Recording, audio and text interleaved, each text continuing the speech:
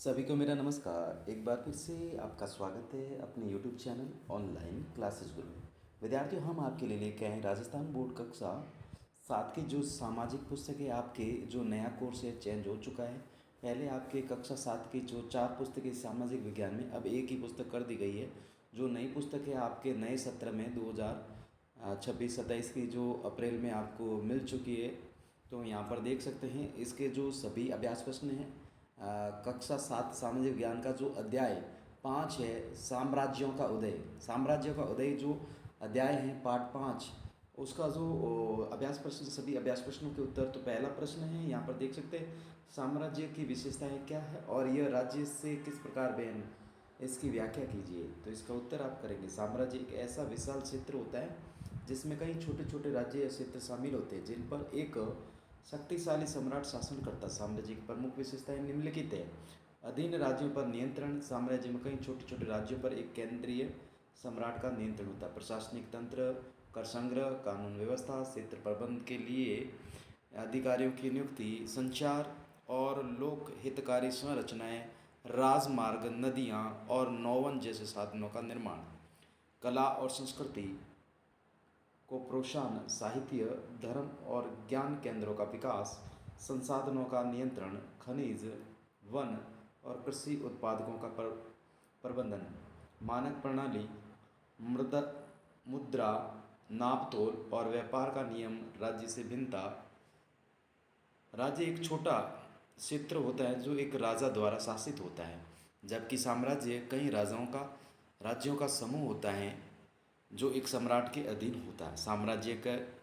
साम्राज्य का दायरा, शक्ति और राज्य की तुलना में बहुत बड़ा होता है। नेक्स्ट देखिएगा प्रश्न संख्या जो 2 है आपके सामने।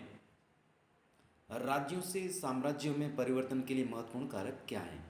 तो इसका उत्तर लिखेंगे। राज्यों से साम्राज्य में परिवर्तन के लिए निम्नलिखित कारक महत्वपूर्ण थे। सैन्य शक्ति, शक्तिशाली सेना के माध्यम से पड़ोसी राज्यों पर विजय प्राप्त करना।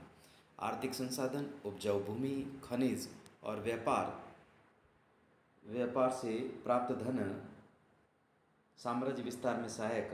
प्रशासनिक व्यवस्था, कुशल प्रशासन और अधिकारियों की नियुक्ति से बड़े क्षेत्र का प्रबंध संभव हुआ।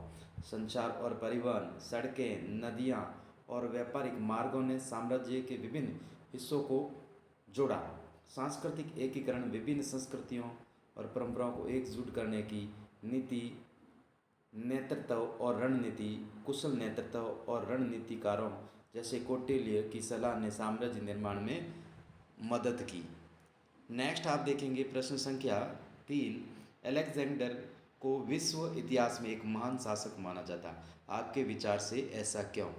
तो इसका उत्तर लिखेंगे। अलेक्जेंडर को विश्व इतिहास में महान शासक माना जाता था क्योंकि विशाल साम्राज्य, उसके 3 महाद्वीपों में फैला विशाल साम्राज्य स्थापित किया जो विश्व के सबसे बड़े साम्राज्यों में से एक था।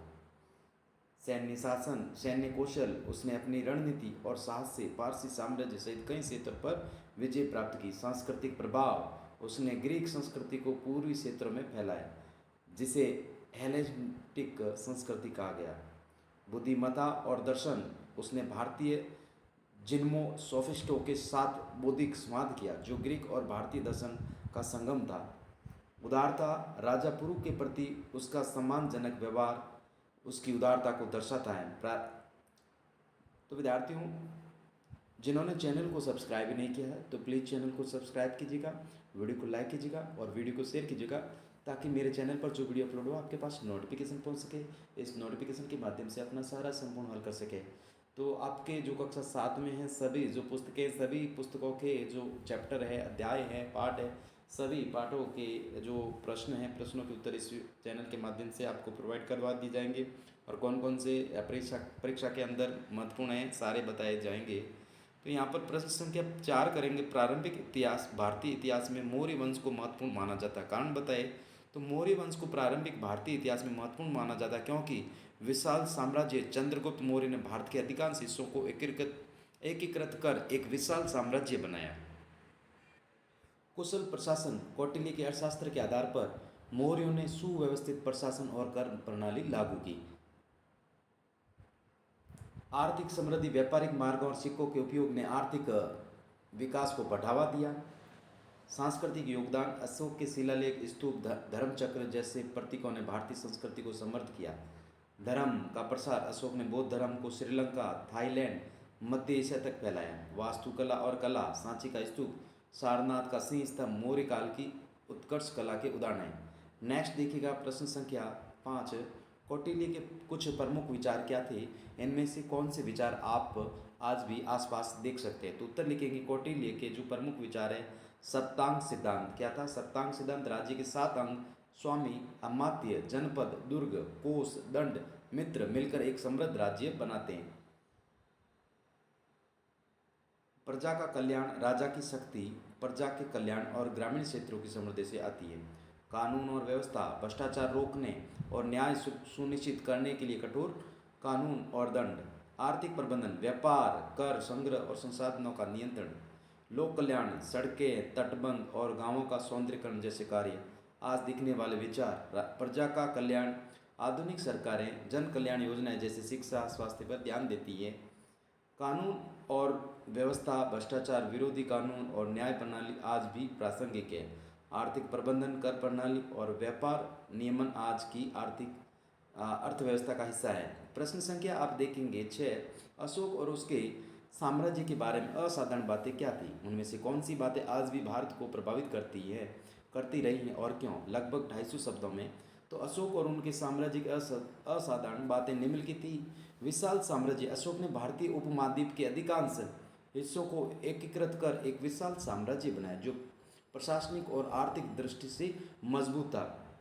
कलिंग युद्ध और परिवर्तन, कलिंग युद्ध के बाद अशोक ने हिंसा का त्याग कर अहिंसा और बौद्ध धर्म को अपनाया जो उनकी दयालुता और नैतिकता को दर्शाता है।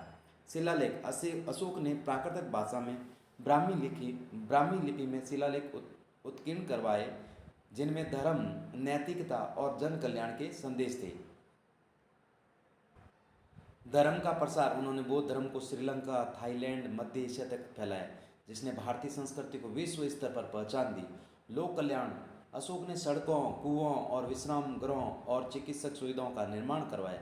उन्होंने पशु क्रूरता पर प्रतिबंध लगवाया और पर्यावरण संरक्षण को बढ़ावा दिया। प्रश्न संख्या 7 आप देखेंगे, अशोक के उपरोक्त शिलालेख को पढ़ने के उपरांत क्या आपको लगता है कि वे आर्थिक, अन्य धार्मिक विश्वासों और विचारधाराओं के प्रति सहिष्णु थे? अपने विचार कक्षा में साझा कीजिए। तो हाँ, इसका उत्तर क्या लिखेंगे? हाँ, अशोक के शिलालेख से स्पष्ट होता है कि वे अन्य धार्मिक विश्वासों और विचारधाराओं के प्रति सहिष्णु थे। शिलालेख में उन्होंने बौद्ध संघ, ब्राह्मणों, जैनियों और अन्य संप्रदायों के लिए धर्माधिकारियों की नियुक्ति का उल्लेख किया। इससे पता चलता है कि वे सभी धर्मों के प्रति सम्मान रखते थे और सभी संप्रदायों के कल्याण के लिए कार्य करते थे। उन्होंने विभिन्न संप्रदायों को एक दूसरे की शिक्षाओं का अध्ययन करने और स्वीकार करने के लिए प्रोत्साहित किया जो उनकी सहिष्णुता और समावेशी दृष्टिकोणों को दर्शाता है। यह नीति आज के भारत की धर्मनिरपेक्षता का आधार है। नेक्स्ट प्रश्न संख्या आप 8 देखेंगे। ब्राह्मी लिपि एक लेखन प्रणाली थी जिसका प्राचीन भारत में व्यापक रूप से उपयोग किया जाता है। इस लिपि के बारे में अधिक जानने का प्रयास कीजिए। जहाँ भी आवश्यक हो अपने शिक्षक से सहायता लीजिए। एक लघु कार्य परियोजना बनाएं और इस दौरान अपने ब्राह्मी लिपि के बारे में जो कुछ भी सीखा उससे संकलन कीजिए। उत्तर, लघु कार्य परियोजना ब्राह्मी लिपि। ब्राह्मी लिपि क्या है? ब्राह्मी लिपि प्राचीन भारत की सबसे पुरानी लेखन प्रणालियों में से एक है जिसका उपयोग मौर्य काल 3री शताब्दी में व्यापक रूप से किया जाता था। यह प्राकृतिक भाषा को लिखने के लिए उपयोग की जाती थी और यह भारत की सभी क्षेत्रीय लिपियों की जननी मानी जाती। विशेषताएं, यह बाएं से दाएं लिखी जाती है। इसमें स्वर और व्यंजन के लिए अलग अलग चिन्ह थे। यह सरल और व्यवस्थित थी जिससे इसे पढ़ना लिखना आसान था। प्रश्न संख्या 9, मान लीजिए कि आपको 3री शताब्दी में कौशाम्बी से कावेरीपट्टनम की यात्रा करनी। आप यह यात्रा कैसे करेंगे? इस यात्रा के दौरान आप कहाँ कहाँ ठहरेंगे और आपको इसमें कितना समय लगेगा? तो इसका उत्तर करेंगे यात्रा योजना कौशाम्बी से कावेरीपट्टनम 3री शताब्दी। यात्रा का मार्ग कौशाम्बी, वर्तमान कौशाम्बी उत्तर प्रदेश में, कावेरीपट्टनम वर्तमान जो तमिलनाडु में है, तक की यात्रा दक्षिण पथ व्यापारिक मार्ग से की जाएगी। यह मार्ग मध्य भारत के नगरों जैसे विदिशा, उज्जैनी और प्रतिष्ठान से होकर दक्षिण भारत तक जाता था। नेक्स्ट देखिएगा, इसी का उत्तर, परिवहन के साधन बैलगाड़ी, अधिकांश या बैलगाड़ियों से की जाएगी जो सामान और यात्रियों को ले जाने के लिए उपयुक्त थी। घोड़ा या पैदल, छोटे रास्तों के लिए घोड़े या पैदल यात्रा। नदी मार्ग यदि संभव हो तो नर्मदा या गोदावरी जैसी नदियों पर नावों का उपयोग। ठहरने के स्थान, विदिशा मध्य भारत का एक प्रमुख व्यापारिक केंद्र था। उज्जैनी मौर्य काल का एक महत्वपूर्ण नगर है जहाँ विश्राम गृह उपलब्ध होंगे। तो इस प्रकार से इस वीडियो के माध्यम से जितने भी जो आपके प्रश्न थे, 9 प्रश्न, सभी 9 प्रश्नों के आपको सॉल्यूशन करवा दिया गया। वीडियो कैसा लगा कमेंट करके बताइएगा। Thanks for watching. वीडियो देखने के लिए बहुत बहुत धन्यवाद।